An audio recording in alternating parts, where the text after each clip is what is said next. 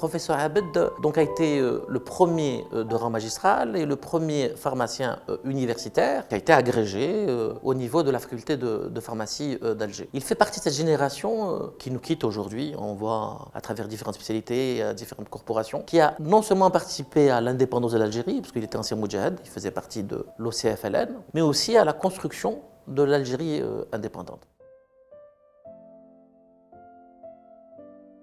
C'est un monument historique, c'est une page de l'histoire de l'Algérie. Il a vécu donc cette période juste après la Deuxième Guerre mondiale, la guerre de libération, et juste avec la première génération d'intellectuels algériens, que ce soit dans le domaine de la santé ou dans tous les domaines, que l'Algérie avait besoin d'eux pour prendre le relais. En plus de l'indépendance classique, il y a l'indépendance intellectuelle et scientifique. Il faut que les cadres algériens prenaient les relais, donc il faisait partie de ces gens-là. Professeur Abed incarnait la sagesse. Il était imposant, il était très rigoureux et par la même occasion, il était très humble et il était très modeste. Il était apprécié et aimé par tous. C'était un grand monsieur. Pour moi, il y a deux pages. La première page de M. Abed, c'est 1976-77. Il était enseignant universitaire et à l'époque, il y avait l'ouverture vers le privé. M. Abed n'a pas été au privé. Il est resté comme enseignant, pharmacien-chef à Parnay et enseignant à la fac. Donc, une première étape qui a donc duré peut-être une trentaine d'années, qui a montré donc au monde médical et au monde social qu'on peut être également donc, universitaire, au service de la santé, au service du pays, tout en apprenant aux gens un savoir. C'est lui le père du droit pharmaceutique en Algérie. En tant que professeur et spécialiste de la législation pharmaceutique, il avait apporté une rigueur. Professeur Abed, pour moi, c'était un intellectuel à l'état pur.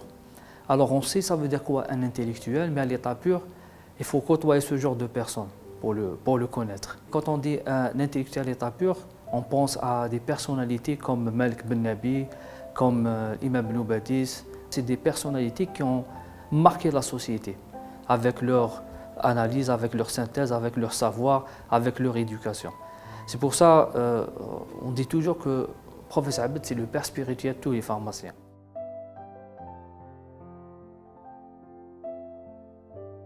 Premier professeur, chef de service du CHU Parnay hospitalier. Il a fait beaucoup pour la pharmacie, c'est notre parrain. Il n'y a pas de mots à dire dans ces circonstances parce qu'il nous a tous appris beaucoup de choses. Dans son laboratoire, que c'est un patrimoine algérien, surtout le laboratoire de pharmacognosie. C'est l'histoire de la pharmacie, elle est gravée là-bas. Le professeur Abed, c'est quelqu'un du point de vue matériel ou matière scientifique. C'est un enseignant d'abord, il est prof agrégé depuis les années, depuis l'indépendance. Il a enseigné toute la génération, donc c'est le doyen des pharmaciens. Professeur Abed était le scientifique dont le travail et l'œuvre perdureront pour l'avenir. Professeur Abed était le maître de la pharmacie. Il aimait beaucoup son travail, il aimait beaucoup les étudiants, il aimait beaucoup la pharmacie.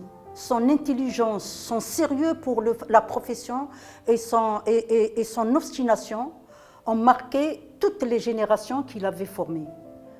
Il était chef de service à Parnay. C'était la première pharmacie en Algérie qui était consacrée comme un service. Il était président du comité scientifique, président du comité médical. Il a été président du conseil scientifique de la pharmacie centrale des hôpitaux, de la PCA. Toutes les responsabilités quasiment qui pouvaient exister autour du médicament et de la pharmacie en Algérie. De l'indépendance jusque dans les années 2000, il y a participé très activement dans le monde hospitalo-universitaire et spécifiquement pour la pharmacie hospitalière. On était étudiant au Grand Avis de médecine. Étudiant, donc, il y avait un cours avec M. Abed qui devait avoir lieu en fin d'après-midi. Et donc, on était un peu perturbés. Parce que faire cours vers 17h, c'est un peu tard. On était quand même 200 à l'époque, aux années 71. Et donc, M. Abed entre normalement et puis lui demande quelle heure est-il. Alors, dans la salle, évidemment, les gens, il est tard, ce n'est pas l'heure. Non, non, il dit non, non, il est 17h, c'est l'heure du thé. On va prendre le thé ensemble aujourd'hui. Et de moi, tout le monde a éclaté de rire, il a applaudi. Voilà ce que je veux dire, M. Abed, c'est le sang-froid, comment dirais-je, et là, comme on dit chez nous. Vraiment un grand monsieur. Allah mou saoudi, Inch'Allah.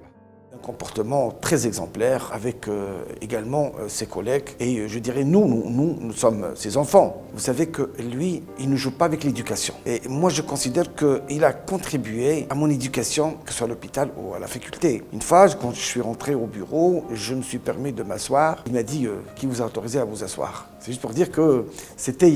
mais j'ai appris ça et j'ai apprécié ça de bon côté. nous a laissé tout un patrimoine que nous devons remettre à de nouvelles générations telles que nous sommes là et présents. Et son obstination a marqué toutes les générations qu'il avait formées. Professeur Abed était loyal, il était honnête, tout le temps présent, il était à l'écoute et on le trouvait quand on avait besoin de lui. Il disait que quand on était unis, on était fort, et lorsqu'on était fort, on était respecté. Et ça vaut pour toute la population algérienne, et ça vaut aussi pour tous les pharmaciens aujourd'hui. Et il faut garder ça de lui. Il faut absolument que l'ensemble des pharmaciens restent unis, travaillent au profit de leur pays et au profit de la santé publique de nos concitoyens. Inch'Allah, Rabbi yahlu bab jidna, Inch'Allah.